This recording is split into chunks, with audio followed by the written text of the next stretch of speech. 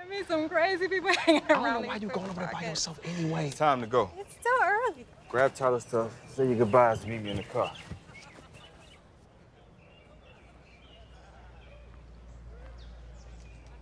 No.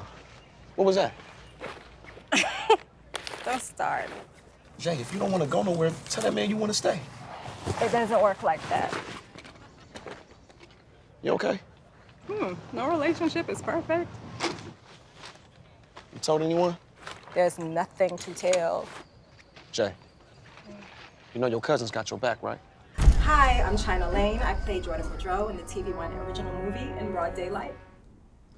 And what's up? I'm Curtis Hamilton. I play Steve in the movie In Broad Daylight. So I'm the crazy boyfriend.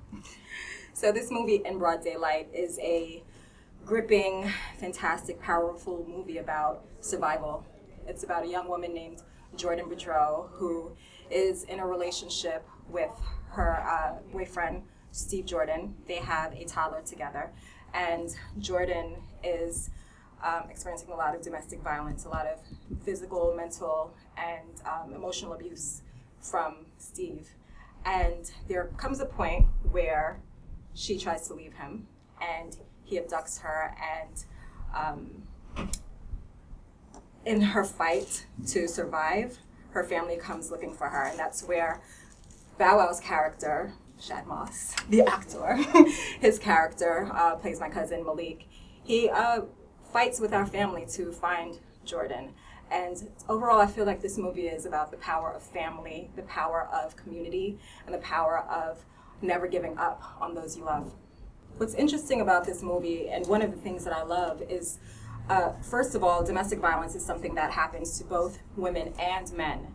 And it's something that, especially in the Black community, is not talked about enough. And we're getting great progress as the newer generations become more open to therapy and more open to breaking a lot of those vicious cycles that may have gone on in past generations. But what I love about this movie is that you see a young, fly girl. I mean, this girl is somebody who could be my homegirl, who could be my friend. And, you know, I have had, and I'm sure everybody here has had someone that they know who has been affected by domestic violence, if it has not even been your own self. And understand that it's not just being hit. We're talking about emotional and mental abuse. And some of us don't even realize that we're being abused the way that we're being spoken to. And it affects how we interact with people. It affects how we close ourselves off. But to see someone, I think more so, who looks like me and who looks like one of my friends, and her boyfriend is a fly, cute, you know, handsome guy. You would never suspect him. Not Curtis. This was Curtis after he got out of the makeup chair. But to see to see that, I felt like this is something, to me, this movie is going to wake up even more people in my generation and in generations, that the younger generations, to say, hey, domestic violence doesn't have a specific look. We have to realize that this can happen to any of us and check with ourselves. Is this happening to us? Is this happening to my friend? How do I speak up? Is this happening to my sister? How do I speak up?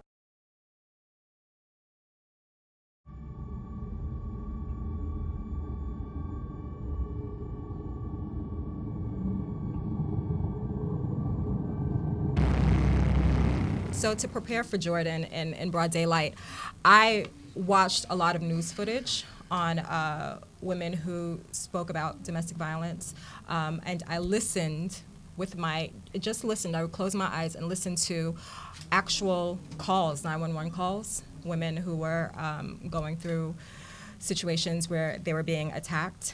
And 'cause sometimes I feel like when you listen to a person's voice, you can really feel a lot of their pain.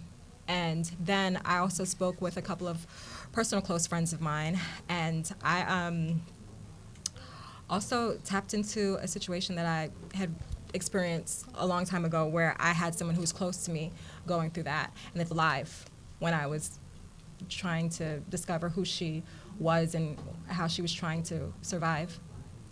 Ah, man, that's a good question. Or Jordan. Oh, for sure. We all have somebody in our family that has gone through domestic violence of some sort.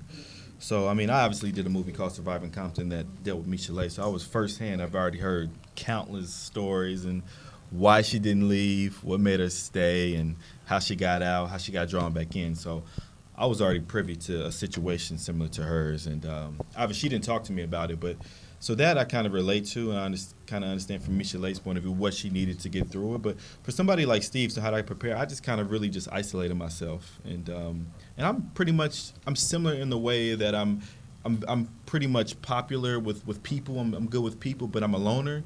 I bottle a lot of stuff in.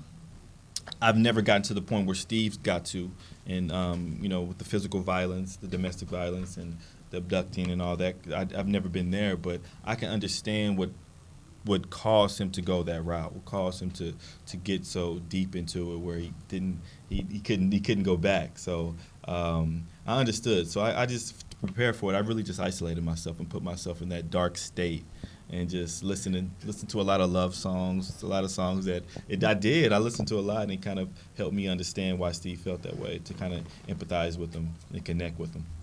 I will never understand why a man hits a woman, ever. But it's for me, yeah. understand. You can't. It's not about domestic violence with Steve. Like I said, it's about self-love.